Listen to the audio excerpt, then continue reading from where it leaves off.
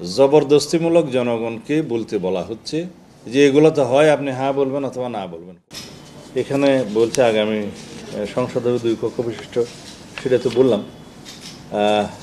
তারপরে বলছেন নারীর প্রতিনিধিত্ব বৃদ্ধি, সেটা ঠিক আছে। ডেপুটি স্পিকার বিরোধী দলের ঠিক আছে, সংসদীয় কমিটির সভাপতি ঠিক আছে, প্রধানমন্ত্রীর মেয়াদ সীমিতকরণ ঠিক আছে, রাষ্ট্রপতির ক্ষমতায় বৃদ্ধি। কিন্তু এই বিষয়গুলো যেভাবে জুলাই জাতীয় সনদে স্বাক্ষরিত হয়েছে সেইভাবে, এবং বলা হচ্ছে সংবিধান বাস্তবায়ন আদেশ যেটা আজকে করেছে সেই মতে এই প্রশ্নগুলো হচ্ছে। তো সংবিধান বাস্তবায়ন আদেশের সাথে স্বাক্ষরিত জুলাই জাতীয় সনদের তো বহু ক্ষেত্রে গরমিল এবং ভিন্ন আছে, নতুন নতুন প্রস্তাব এখানে আছে।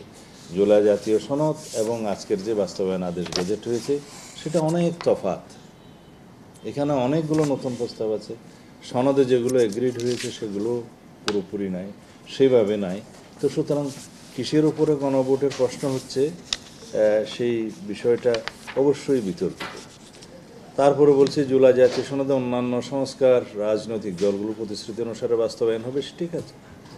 এখন বলছেন, প্রস্তাব করছেন গণভোটের দিন এই 4টি বিষয়ের উপরে একটি মাত্র প্রশ্নে আপনি হ্যাঁ বা না ভোট দিবেন। তার মানে এটা একটা লিডিং কোয়েশ্চেন। জবরদস্তিমূলক জনগণকে বলতে বলা হচ্ছে যে এগুলো তো হয়, আপনি হ্যাঁ বলবেন অথবা না বলবেন। কোনটা?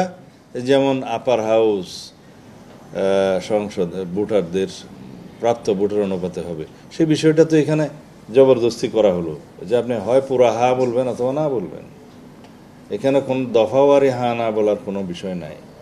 আর আমাদেরকে মনে রাখতে হবে, জুলাই জাতীয় সনদ যেভাবে গৃহীত হয়েছে, প্রণীত হয়েছে, রচিত হয়েছে, স্বাক্ষরিত হয়েছে, সেইভাবেই বাস্তবায়নের জন্য আমরা অঙ্গীকারাবদ্ধ হয়েছি, আমরা স্বাক্ষর করেছি।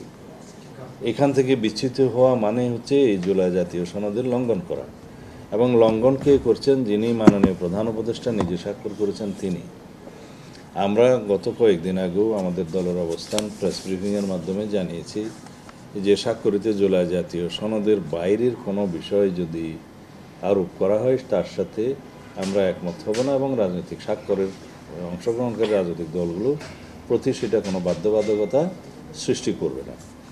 কারণ আজকেও বলতে চাই যে সমস্ত বিষয়গুলো এখানে জবরদস্তিমূলক আরোপ করা হয়েছে এবং বলা হচ্ছে এগুলোর উপর হয় আপনি হ্যাঁ বলবেন না বলবেন, কিন্তু যে প্রশ্নগুলো করা হচ্ছে সেটা সনদের বহির্ভূত, স্বাক্ষরিত সনদের বহির্ভূত অনেকগুলো, এবং যে আদেশটা আজকে জারি করা হয়েছে সেটার মধ্যে অনেকগুলো আছে নিত্য নতুন, তাদের মনের মাধুরী বিষয়ে অনেকগুলো এখানে প্রস্তাব করা হয়েছে।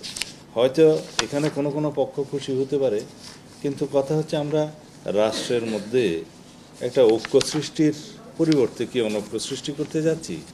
তো জাতীয়ভাবে কি আমরা কোনো বিভাজন সৃষ্টি করতে যাচ্ছি? এবং এই বিভাজনের দায় দায়িত্ব কি মাননীয় প্রধান উপদেষ্টা নেবেন? এখন এই সমস্ত বিষয়ে আমরা আলাপ আলোচনা করে পরবর্তীতে আমাদের প্রতিক্রিয়া জানাবো। ধন্যবাদ।